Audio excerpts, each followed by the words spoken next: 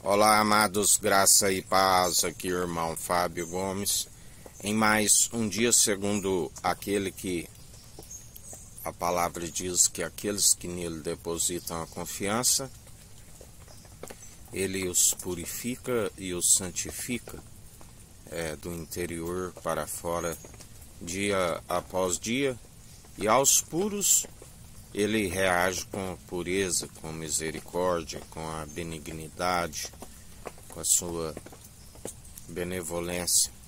Mas assim também ele diz que aqueles que o rejeitam por não ter aquele que podia os purificar e os santificar do interior para fora, que eles iriam sujar-se mais ainda enquanto há tempo.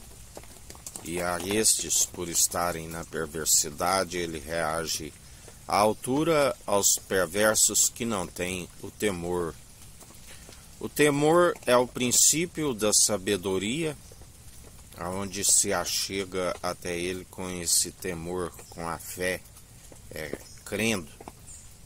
E esta fé, com o tempo, ela é aperfeiçoada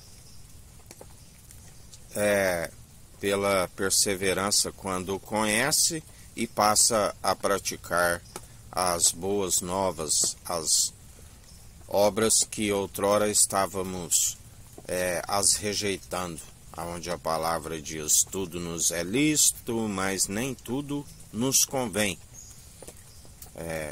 Onde devemos usar sempre aquilo que é para edificação pessoal, porque aquilo que é segundo o pecado, que transgride os mandamentos, está sempre causando maledicência. Aquele que semeia pela carne, semeia para ruína e destruição, porque tudo aquilo que acrescentares nesta profecia, acrescentarei as pragas descritas nesta profecia.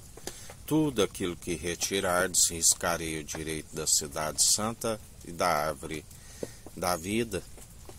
Por isso, ele sendo a vida e a ressurreição, nele nós temos vida com abundância, e alcança-se ainda a ressurreição do último dia, aquele que perseverar até o fim, porque ele nos ensina: se retrocederes, a minha alma não tem prazer nestes. Por isso estamos sempre na devida obediência, porque sabemos que semeando segundo o Espírito, estamos semeando aquilo que ele disse, tudo aquilo que foi dito na lei e os profetas. Esta é a lei de Cristo que se cumpriu quando ele disse: está consumado. E todo aquele que persevera com ele é cumpridor, não por si mesmo, dom gratuito, para que ninguém venha se gloriar na carne.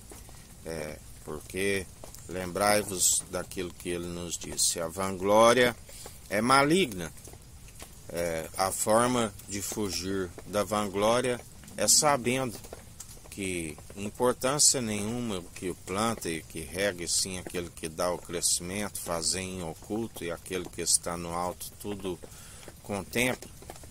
Assim como aquele que é inútil, segundo em relação ao reino dos céus, não herda o reino dos céus, mas depois de haveres feito tudo, considerai inútil, fazendo assim fugir de toda vanglória, porque ele não divide da sua glória com aqueles que estão segundo a natureza humana, mas há um coração contrito e arrependido, um espírito quebrantado daqueles que reivindicaram a natureza divina. Ele não despreza, e já não somos nós que vivemos, mas Cristo vive em nós, porque ele compartilha conosco. Deus Altíssimo nos atraiu enviando seu Espírito, o batismo com Espírito e com fogo daqueles que creem e perseveram dia após dia, daqueles que não têm que se envergonhar do Evangelho, mas dão um bom testemunho constante do cuidado que ele tem para conosco, sempre lembrando que tudo tem um tempo e um propósito debaixo do sol. A palavra diz: há um tempo dele trazer galardão, aonde se conhece tanto os bons como os maus. Os maus, intitulados como joio, são amarrados em feixe para aquele lugar que está destinado, porque o Senhor diz que antes daquele grande dia haveria de expulsar aqueles que seguem enganando e seduzindo o povo segundo as suas futilidades, ambições pessoais e egoístas.